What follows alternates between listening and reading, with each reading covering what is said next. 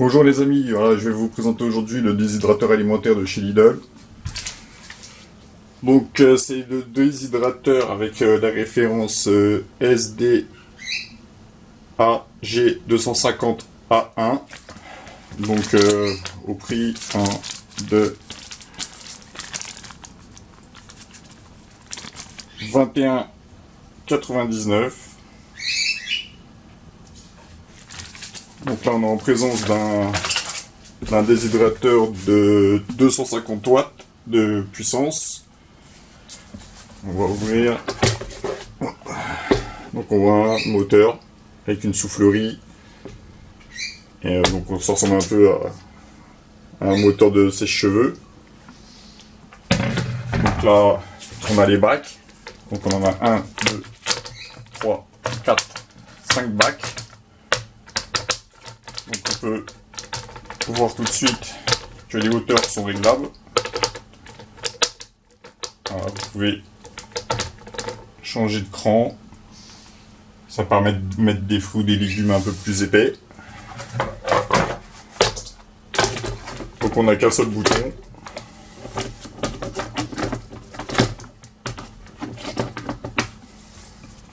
Marche, arrêt. Donc faut l'arrêter manuellement, il s'arrête pas tout seul. Donc on va jeter vite fait un petit coup d'œil rapide au manuel. Donc les avertissements de sécurité 1, les risques liés à l'électrocution, ainsi de suite, les risques aussi de brûlure. Donc on a le mode de fonctionnement, les avant-premières d'utilisation, la préparation des aliments. Donc je vais vous expliquer, on va essayer avec des pommes. Donc on a un petit tableau avec les temps de déshydratation. Donc là on va... Donc avec les pommes, ils indiquent environ des rondelles de 8 mm. Temps de déshydratation environ 8 à 10 heures. État souple. Donc j'aime bien quand c'est un peu plus dur, donc je pense que je vais les mettre 10 à 12 heures. Donc là on a pareil pour les légumes, le poisson, les viandes. Les conseils de nettoyage, les conservations des aliments déshydratés. Donc je vous expliquerai aussi à la fin. Voilà, dépannage, recyclage, voilà. Enfin, mode d'emploi basique à consulter quand même au cas où. Donc on va tester le déshydrateur avec une pomme. Donc on va la nettoyer, moi je préfère avec la peau. Et on va enlever les pépins et voilà. Donc déjà...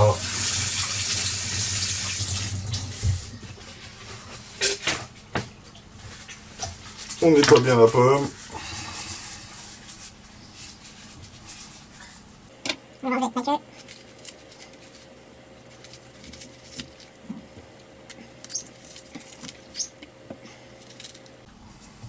Un minimum de pépins. Et on va la couper à mandoline, histoire d'avoir des tranches régulières pour que la déshydratation se fasse uniformément. On va essayer de pas se couper en live.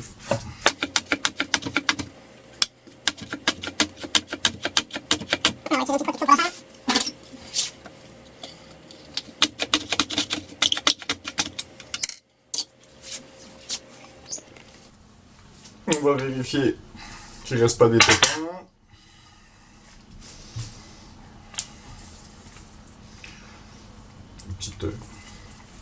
Les petits pépins coupés.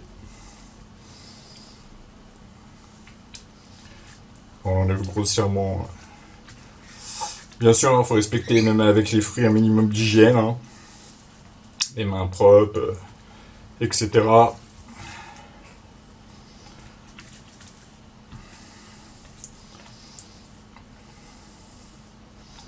Donc voilà nos pommes coupées.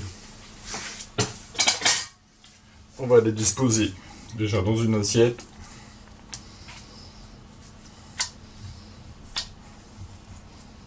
Et on va les asperger de citron.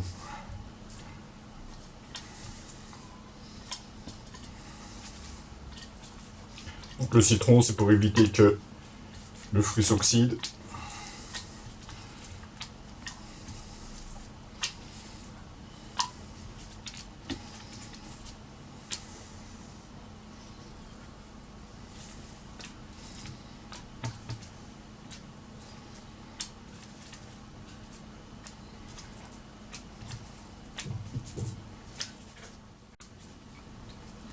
Voilà, un peu de citron. Voilà, on met ça sur le côté, de temps de préparer les bacs. Donc là, on va pas avoir besoin de tout. Hop.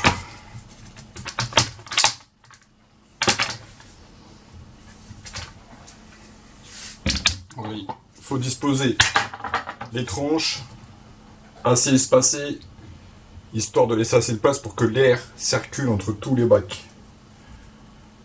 Voilà, on va aller disposer. Bon, là on a de la place, on peut utiliser même tous les bacs s'il faut. Voilà, premier bac, on le pose.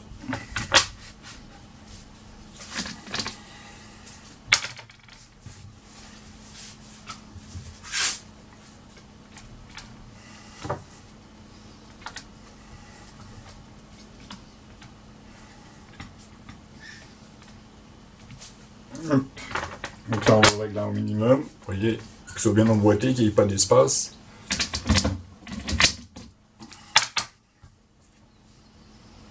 Troisième bac. Là on a de la place, avant les espaces, hein, on a encore deux bacs après.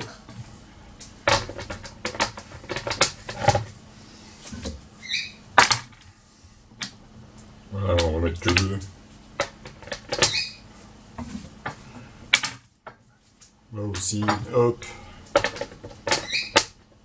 Voilà. Maintenant, comme on peut voir.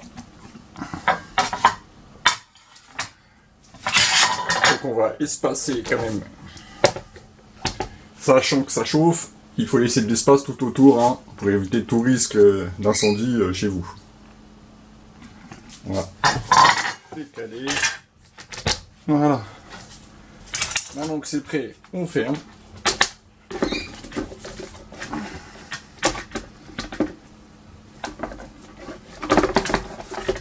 Désolé, à une main, c'est pas facile.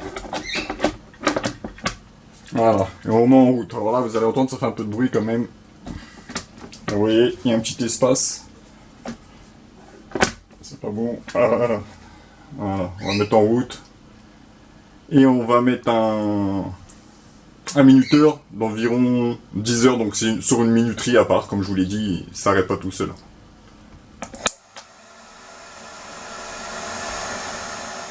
Donc je fais une petite pause entre deux, j'ai mis une sonde pour vous montrer. Donc la température de l'air soufflé est d'environ 51 degrés.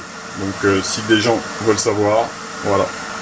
Et n'hésitez pas à laisser vos commentaires, hein, au cas où, hein, si vous avez des réflexions ou autres, n'hésitez pas. Donc voilà ce qu'on obtient au bout de 10 heures. On va éteindre.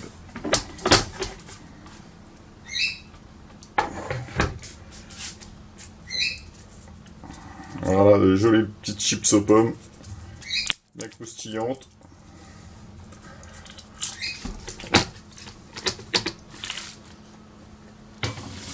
Voilà, tout a l'air bien sec, hein. Franchement, ça m'a l'air parfait. Donc pour les conserver sous vide, dans des bocaux, à l'abri de l'humidité et de la lumière. Voilà. Voilà, donc globalement, on peut dire que bah, pour le prix, hein, ça vaut le coup. Hein, 21,99. Hein, mais on va pas se plaindre. Après avoir essayé avec d'autres fruits et des légumes. Donc on verra ça dans de prochaines vidéos, car je compte la tester encore sur la viande, les poissons et les légumes. Merci, à bientôt. Et n'oubliez pas de vous abonner.